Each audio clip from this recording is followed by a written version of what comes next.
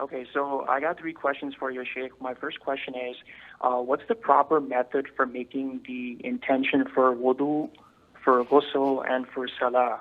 Like, do you say it out loud, or do you say it in your mind, or what's the proper method? That's my first question.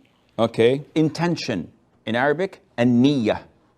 So how do I make niyyah for wudu, for ghusl, for prayer? So what is intention? This is something no one knows of. Is it not true? When I say to someone, Akhi, your intention is evil. You wanted to do this and this and this. He would say, are you God? Only Allah knows the intention. And this is why the jurors, the fuqaha, say the intention is in the heart.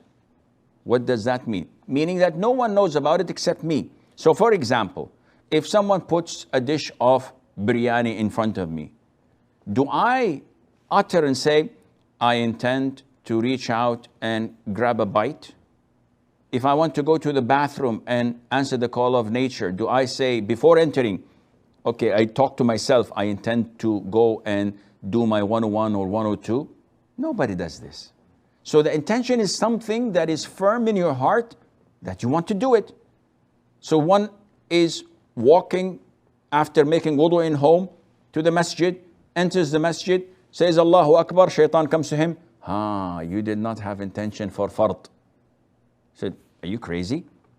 All what I have done is my intention. So actually, intention is something in your heart. You do not verbalize it. You do not say it verbally, nor you say it in your heart. So with your lips sealed, you don't say, I intend to pray dhuhr 4 rak'ah at 1 p.m. on the on the 10th of February behind Imam Sheikh so and so.